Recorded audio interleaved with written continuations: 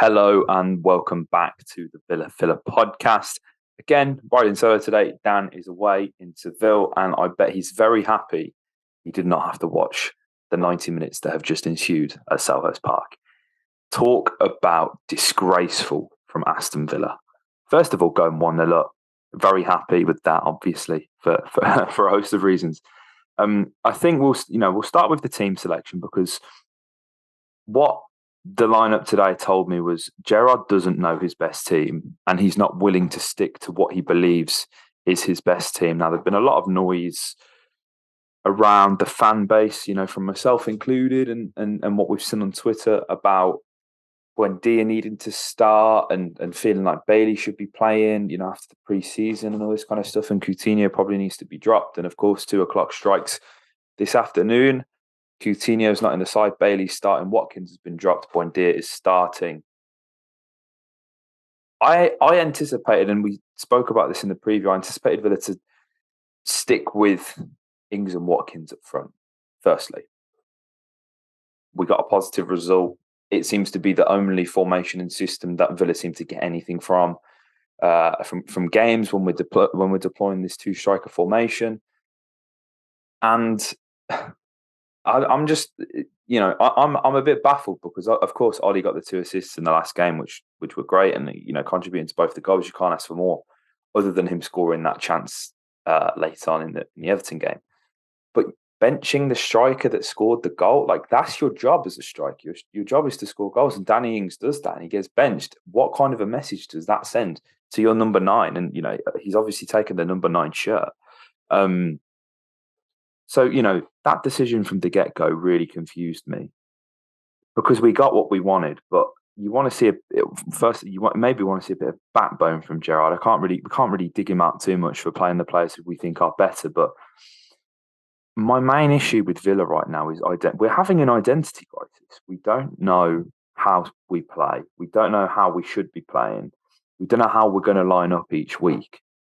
Now, I am somebody who, and me and Dan have maintained my podcast for the longest time. If 2 up front wins us games, then we should probably play it, despite having players that we can play a 4-2-3-1 or a 4-3-3, however you guys want to look at it. But if 2 up top wins games, then that's just what we have to do to win games because that's the business we're in. But just how we're setting up today. I mean, you look at the midfield is seriously letting this side down, in my opinion. I'm a massive John McGinn and Jacob Ramsey fan, as a lot of Villa fans are. But with Booba in there, who's going to sit and obviously sweep things up and be that 6 that Villa have needed for the longest time, you can only really play one of McGinn or Ramsey, in my opinion. They're both ball carriers. They're both not particularly brilliant at it, but that's the main trait that we see from them. And again, I'm a big fan of both of them. But how's Douglas Luiz not starting this game? In a day where Villa needed to perhaps look to control possession, Crystal Palace had 66% of the ball. I know they're the home side, but at Bournemouth, we were nearing 70%, weren't we? I'm confused by the identity because do we want to dominate teams? Like, possession-wise, because if we do, Dougie has to play. If we're going to relentlessly press, then maybe it does make sense to have 2 carriers like McGinn and JJ. They've got plenty of energy. But I don't see that aggression in the press and that intensity that's needed to really, make teams suffer. And, there's probably only 3 teams in this league that can press teams properly and consistently. You're looking at Arsenal, you're looking at City and Liverpool. Of course, you could maybe put Spurs in that bracket of teams who like to aggressively press opposition for sustained periods of time.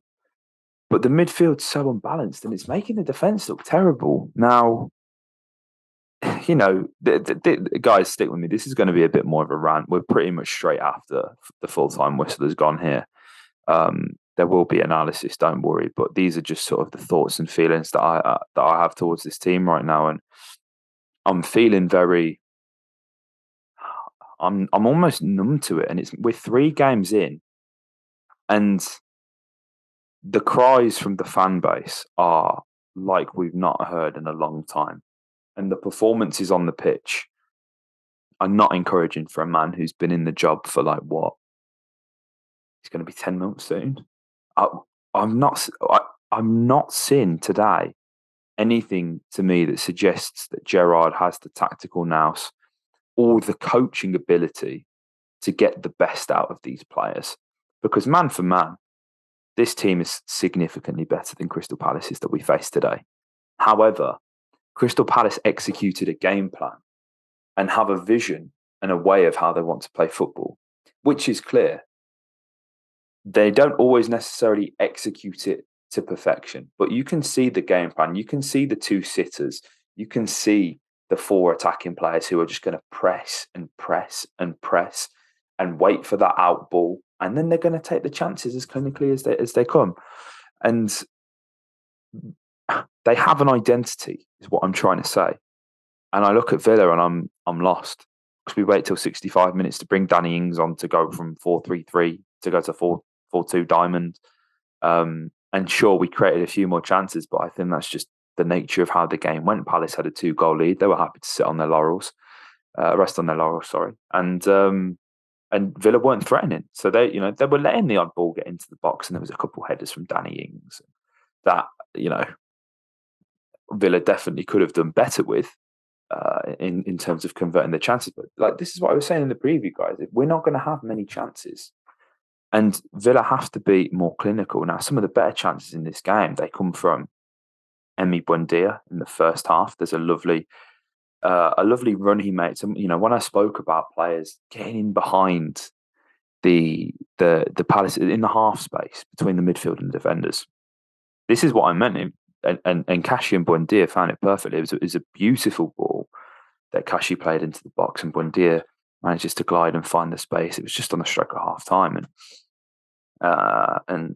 fires it straight to the keeper, which was, again, it's disappointing, but it was a shot on goal nevertheless. And they're the kind of chances I wanted to see us create more often. We had 13 opportunities compared to Palace's 17, 10 of which from open play. And Villa just have to do better from them situations. They really do. Only 5 of them shots were on target, guys, from 13. That's unacceptable, almost. When you have strikers who can be as clinical as Ings and Watkins on their day, that is a big asterisk, guys. But, and I'm lost. I don't really know what to say. Villa don't have an identity, and they don't have a coach who knows how to execute a vision and a philosophy on the training ground that will translate on a pitch.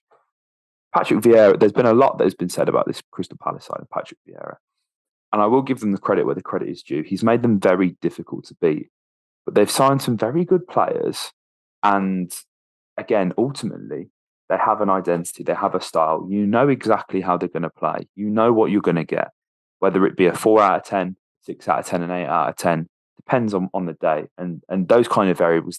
You can't account for what happens, second by second in a match day, can you? All the time, but you know how they're going to set up. And I can't say I said the same about Villa. As I say in the preview, I thought it was going to be 4-4-2 diamond. I was adamant it was going to be, because that's what won us the game. That's what won us the game. We get the points against Everton. So it's frustrating, and I don't want to look at. I mean, the penalty decision is scandalous, but I will rarely, take the side of Dan Weissman, and I'm not going to lose my mind over a set play decision, because Villa played so poorly in this game that, regardless of whether it was a penalty or not, which it wasn't, in my opinion, I can't pin a lot of the loss on this, because Villa were tragic, and Palace would have gotten another goal or two, regardless of whether they had the penalty. And Emi does a great job saving it, and obviously it's the rebound that goes in, which is a tough one to take. And we've seen that a few times, like Aubameyang last season against Arsenal. It's hard to defend these follow-ups, but this is a Crystal Palace side that they've made strides. During the lockdown season, we beat these guys with 10 men at Villa Park with no fans. We beat them with 10 men. 2 seasons later, they're doing us in their own gaff, 3-1. And we look like relegation candidates. and I don't mean for any hyperbole, but Villa do not look good enough right now. And I don't know what's going to give. I think Steven Gerrard, I think I said it a few weeks, I think I said after Bournemouth, I think he has till Christmas.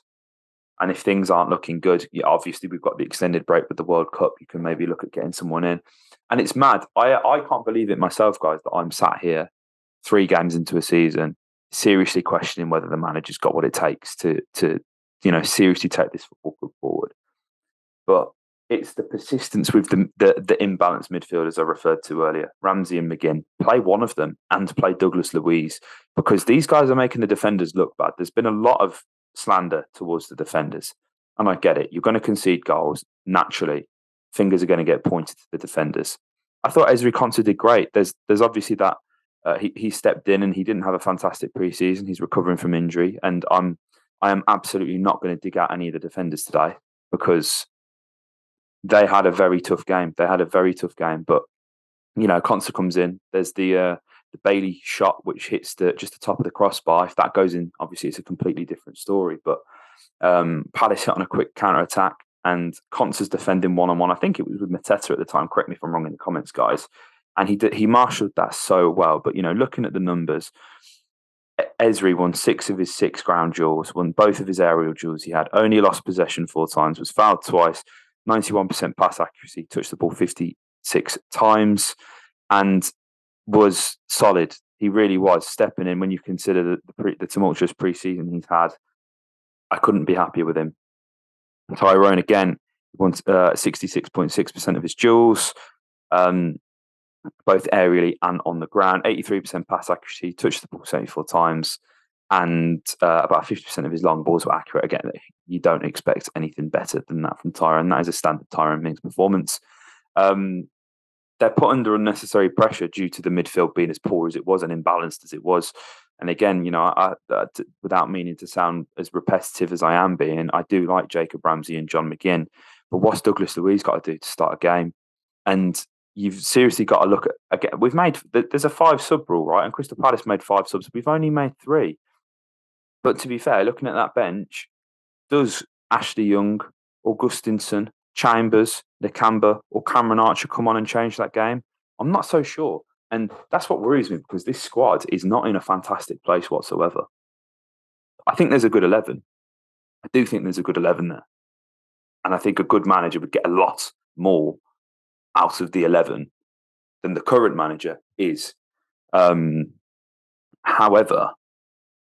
it's unacceptable. You can't, this is a game that bare minimum you have to draw. Palace are a good side, but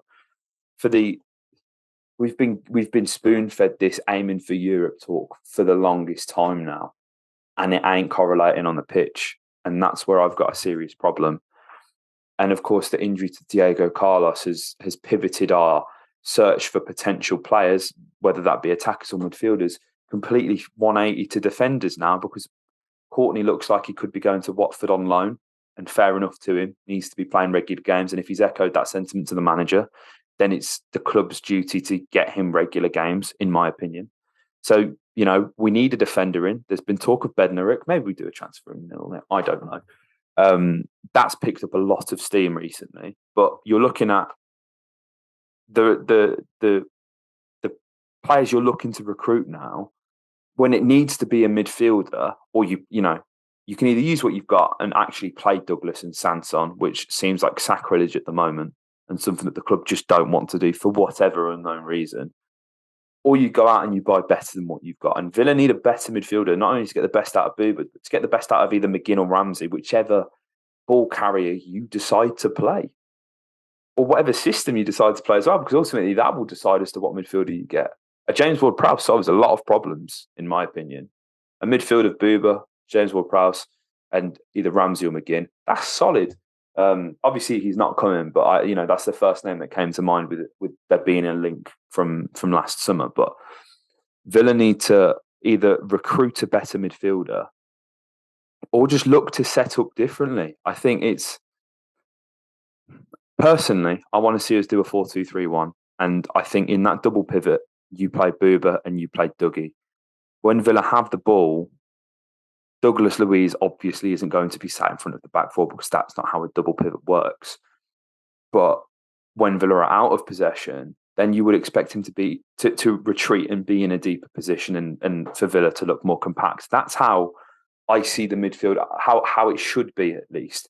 Then you have to play with the 10 and you have to decide whether it's going to be JJ, who could feasibly play there. McGinn, again, he's played there for Scotland. Coutinho, Buendia, obviously it's going to be the latter two.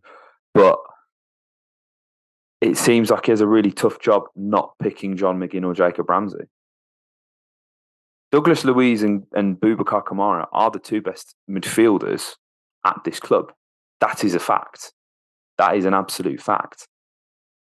Yet we're not picking the better option in Douglas Luiz since the season started. I don't understand it. It doesn't make sense. And I think that's the rant over, guys. I can't lie because I can't analyse that. It was dreadful. It really was dreadful. Emi Martinez, distribution shocking, constantly playing crap long balls out to Kashi.